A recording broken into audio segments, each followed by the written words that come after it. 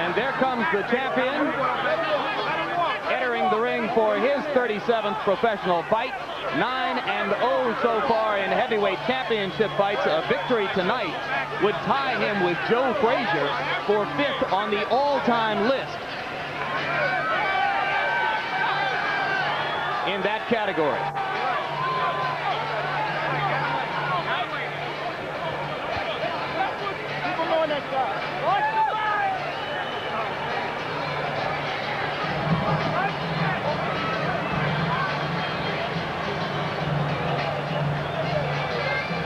Directly in front of Tyson was Aaron Snowell. He's now stepped ahead of a security guard. Jay Bright is the man just behind Tyson's shoulders now as he prepares to step up into the ring, whipping the ripped towel off over his head. Of course, the gladiator look remains intact. Black shoes, no socks, black trunks, Mike Tyson. You know, it is a sign of the importance that boxing has to Mike Tyson, that no matter what goes on around him, he's ready to fight. As he has been 36 times with 32 knockouts so far.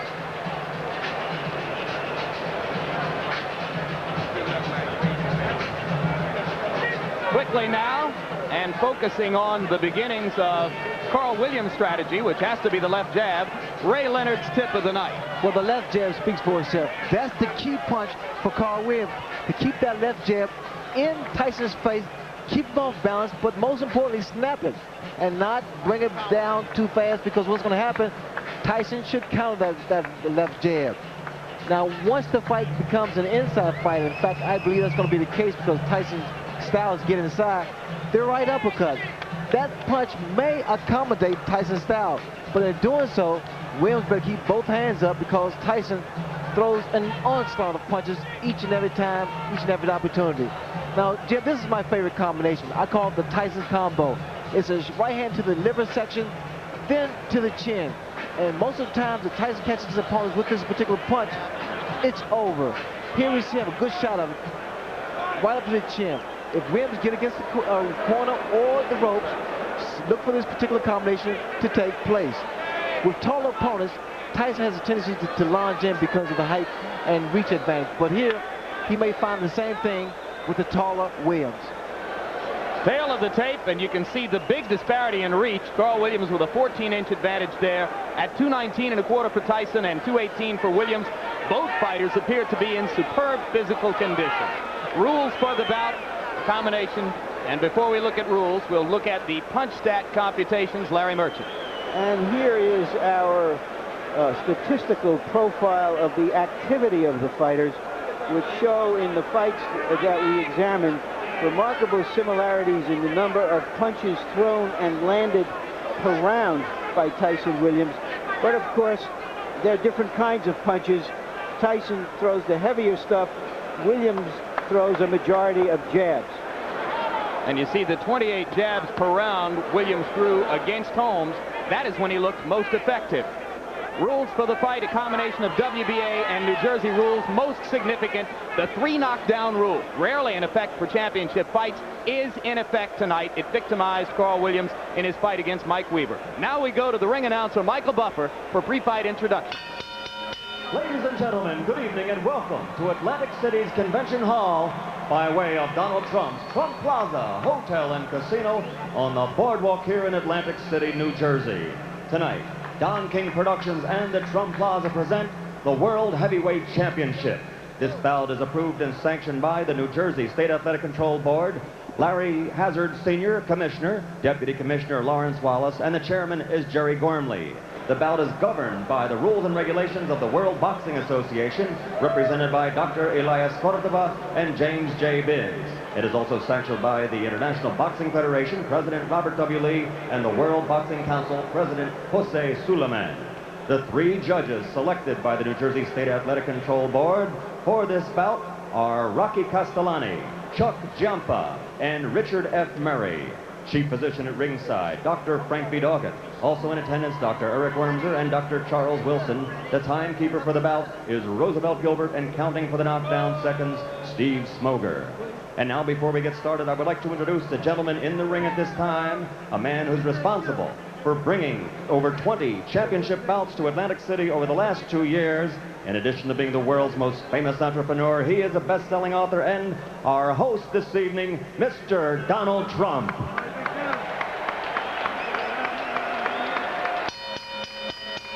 And now, ladies and gentlemen, from the Trump Plaza Hotel and Casino in Atlantic City, New Jersey, let's get ready to rumble! 12 rounds of boxing for the undisputed heavyweight championship of the world. The referee of this bout is Randy Newman. Introducing first, fighting out of the blue corner, wearing the white trunks with red trim, he weighs an even 218 pounds from Absecon, New Jersey. His professional record, 22 victories against only 2 defeats, 17 knockouts to his credit, and 14 of those 17 KOs within 5 rounds or less. Ladies and gentlemen, the #1 heavyweight challenger in the world today, Carl "The Truth" Williams.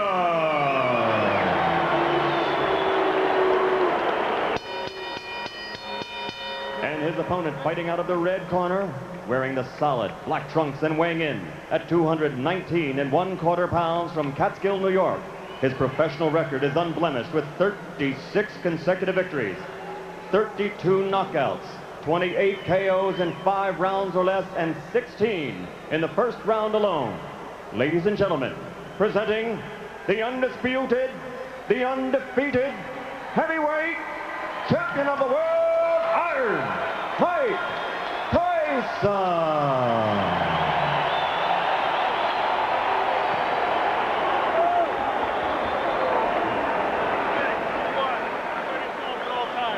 Number 2, obey my commands. I'll shake hands and come out of the bell. Keep in mind that Mike Williams has a tendency to get hit by left hooks. Carl Williams, excuse me. I can think of better tendencies that a fighter should have who's going out to face Mike Tyson. Indeed, Carl Williams has been floored 7 times in his career. Twice by James Quick Tillis, twice by Jesse Ferguson, 3 times by Mike Weaver, and in every instance, the decisive blow was a left hook. The people in Williams' corner are sincerely worried about what he does in the first 30 seconds against the Tyson onslaught. And it would appear that the strategy to begin with is to hold, and referee Randy Newman says, we're not going to start that way. This is somewhat of a reunion here because both men are just throwing punches. In fact, Williams here has selected to fight Tyson inside. He claimed the other day that if Tyson throws any unnecessary punches, illegal punches, he will accommodate him and throw the same punches back. Well, Frank Bruno felt the sting of Tyson's elbow several times, as other opponents have complained that they have felt it as well. All right, over here, guys. Stop punching. Step back. Step back. Because Williams' left jab is so strong, that should help him as long as he keeps that right hand up and watch Tyson's left hook, which is a powerful punch. Stop punching. That's it. Let him go.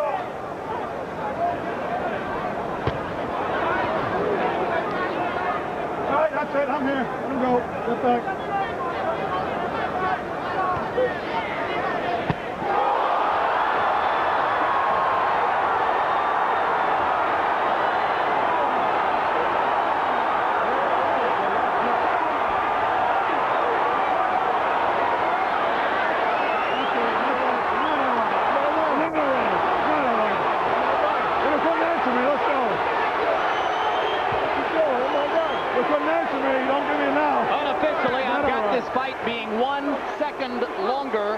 Than Tyson Spinks.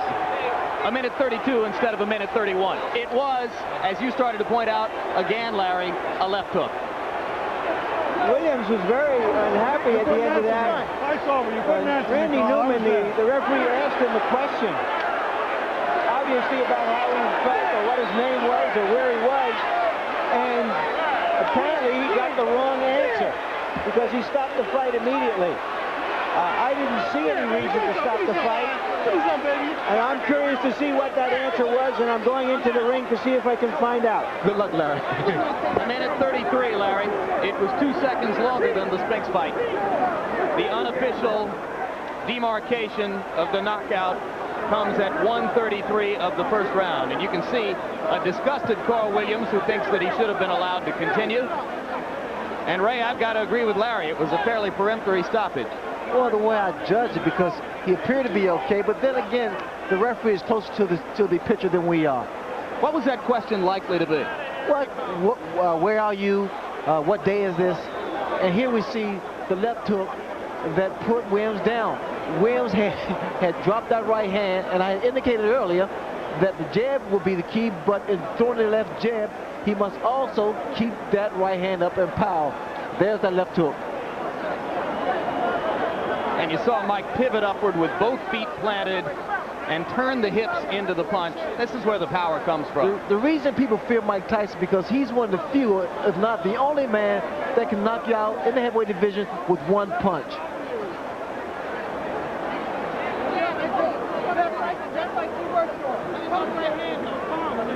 Here's another look at the devastating left hook.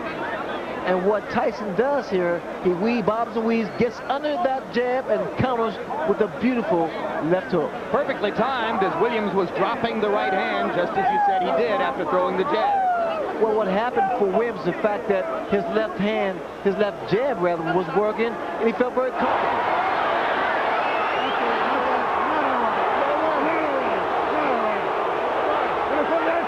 That was a look back at the conversation between Randy Newman and Carl Williams, which led to the stoppage.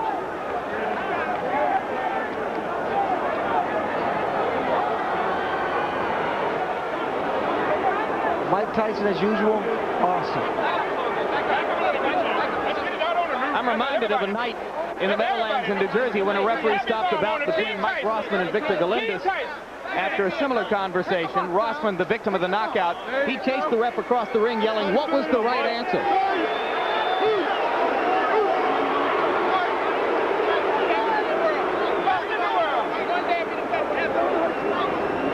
I'm with Randy Newman, the referee of the fight. Obviously, the people in and out of the ring are unhappy that the fight was stopped. Randy, why did you stop the fight? When he got up at 8, he was wobbly. He wasn't standing up. He was leaning against the ropes. I asked him a question, a very simple question. How do you feel? Not for the answer, but to see how he responded. His eyes were blank. His expression was blank. He had no answer. Is there any chance that he misunderstood what you wanted him to respond to? I don't think so. Let me tell you why. He's had a lot of professional fights and a lot of amateur fights. When a fighter is knocked down, and I had 38 fights, when a fighter is knocked down, the first thing he wants to prove when he gets up to the referee is that he's in good shape. Number one, he wasn't standing on his feet. He was leaning on the ropes. Number two, he couldn't answer me. And number three, his eyes were dead. Thank you very much, Randy. And now back to ringside. All right, thanks very much, Larry, and thank you for pointing out that the crowd is booing, as there were obviously a fair number within this congregation who did not feel that the bout should have been stopped quite so quickly. Randy Newman with a decisive and clear-headed answer to the questions. He knows exactly why he did what he did.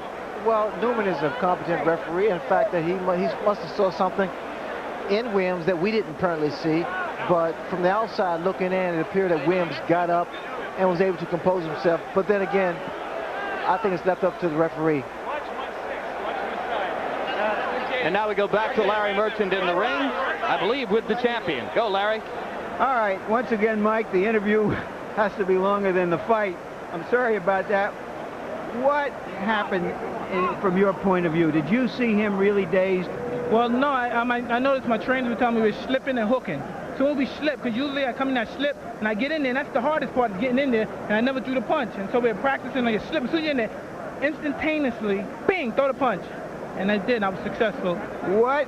Were you surprised that he stayed on top of you as much as he did, that he didn't try to move? Oh, I loved it. I loved it. I just knew it took just with a matter of time. I loved it. So you knew that as soon as he was doing that, that you were going to get a clean shot sooner or later. Exactly. And my punches were accurate and pinpoint. And I knew eventually I was going to get him. He has a reputation for getting hit with left hooks. Were you looking for that opening? No, I was very confident. I wanted to hit him, catch him with a good right hand. Believe me, my right hand is my favorite punch, but I never catch anyone with it. You know, it's my best punch, and I always hit guys with left hook. All right, we're going to try to take a look at the where's the monitor? At the monitor, if we can find it, so that we can determine what happened. Champion non-pro. All right. Okay. It was a clean left hook. Did you? I mean, you sparred with him years ago. We know that it didn't mean anything. Were you surprised that he went so fast? Well, no, I knew if I catch someone clean, they'll go, regardless who they are. But you know, when the referee he hit him with a shot, it looked like he was able to get up. But I guess the referee called what he saw, because I didn't think he was hurt that bad. But I know I hit him with a clean shot. Speculate for me. How long would it have taken you to get him down a second time if the fight went on? Oh, no problem. I'd have been all over him. Maybe it's better that the referee did stop early. I would have been all over him. That's when I'm most dangerously, when I know I have someone hurt.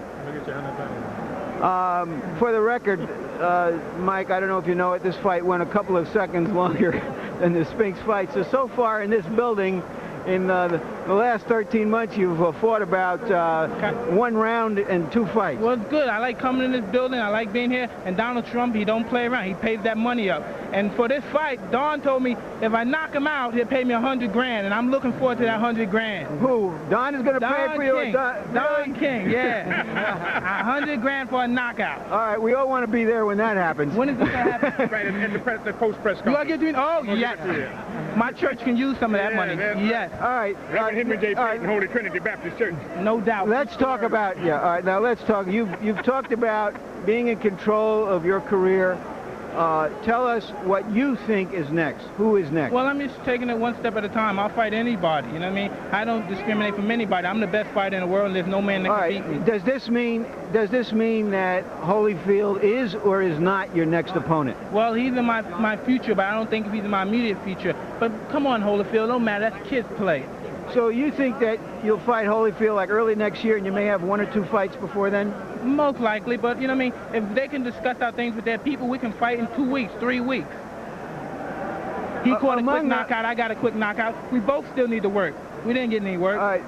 Jose Ribalta was one of the fighters being considered for your next opponent, and he had a dreadful outing in a preliminary tonight. Did that eliminate him? Well, it looks kind of dreary for him, but you never know. If he have a couple more fights and he cleans up his act, he's always a good prospect. What about Douglas, who looked a little better, if not great, in another preliminary? He's been mentioned as a possible opponent. I take all comers. I don't duck any man. Can we assume that Michael Dokes is one of the prospects? All comers.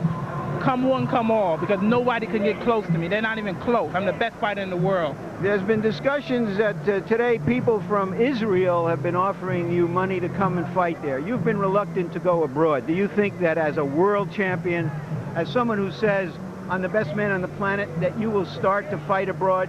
Well, eventually we'll do that, you know what I mean? But like you said, I'm not in a hurry to leave my country. You know what I mean? I love my country. I'm not in a hurry to leave anywhere. But you know what I mean? If things are right, I'll fight anyone in any place. In their backyard. How would you describe right now? You've got a lot of things past you. You've always been able to focus on fighting no matter what the other stuff has gone on in your life. Are you as content as you can be now with the situation that you have? I want to fight, and destruct the world because I'm the best fighter in the world. Thank you very much, Larry. Thank you. Jim? All right, Larry. Thank you, Mike Tyson. Thank you, Larry. And here is the man the boxing public waits to see Mike Tyson fight. A man who 6 days ago knocked out a pretender from Brazil named Adilson Rodriguez in 2 rounds and now waits to see when his turn is coming. Evander Holyfield, first things first. How did Mike look to you tonight? He was impressive. He hit the guy with a good left hook, took him out. He did a job well done. Would you have thought that he could knock Carl Williams out in 1 minute and 33 seconds? Well, you know, I felt that, you know, anybody could knock anybody out with a clean shot as well as he delivered. He delivered a good shot right on the button, got him out of there. In his interview with Larry Merchant, Mike acknowledged that you are not likely to be next on his list. He did not say for sure whether he would fight Jose Ribalta or Buster Douglas or Michael Dokes or any of the other names which are being bandied about, but he seemed to make it pretty clear that he's not going to fight you next. Are you getting impatient? No, I'm not getting impatient. My time is coming, and I will be ready when my time comes. When will you fight again? Well, it's all depending on how long is the wait. If the wait is 6 months or so, then I would take a fight in October. All right, so Evander Holyfield looks forward to a fight in October. Ray Leonard, your judgment of how long the public is willing to wait and what does tonight's 90-second knockout do to the expectations regarding Tyson Holyfield? Well, what happens, it creates more and more of an aura and a persona for Mike Tyson, because what's going to happen now is the intrigue is whether or not Evander Holyfield can deal with the Mike Tyson. As far as he's concerned, he can deal with him. Is there any other fighter in the division who could pose a real test to Mike other than Evander Holyfield? I think it's a matter of economics and credibility, and Holyfield has that credibility. All right, Evander Holyfield, we thank you very much for your time. Congratulations on your victory last week. And we look forward to someday seeing you in the ring with the undisputed champ. Right now we go back up to Larry Merchant for more from the ring. Larry? Okay, I'm with Carl Williams and with his trainer, Carmen Graciano. Carl, starting from the beginning, why were you as aggressive as you were, which preceded the knockout? Well, I wouldn't call it a knockout. I wasn't knocked out. I mean, he knocked me down. The referee stopped the fight. I don't know why. I think politics is involved in all of that. I think they're just setting up the Holyfield fight. Now, I wasn't even hurt. Did you understand what the referee's question when he said... My hands was up. When the referee said I put my hands up like this there, I was ready to go. He just said, you know, I don't know. You know, I don't know what the hell happened. All right, you've been knocked down a number of times in your career, and every single time you've gotten up, and in some occasions you've fought better. From your experience, shouldn't you have assured the referee, look, I'm okay, let's go? Well, I think it was an inexperienced referee. This was his first championship fight. When he seen me down the first time, obviously he just said, okay, it's over. He said, I think he said something to the effect, are you all right, are you all right? So I immediately put my hands up, and what happened? He stopped the fight. I don't know what's going on. I know it's political. Because I wasn't hurt. I've been down many a times. I've been down 2 or 3 times in a fight and have gotten up and knocked the opponent out. So I know it was political. I'm not even hurt. You know, I feel bad for not even doing anything. I didn't even really, you know, I didn't even get a chance to show my stuff. Talking about showing your stuff, explain to us why you felt it was necessary to go to Mike Tyson. He says that when he saw you coming to him and fighting him that way, he was elated.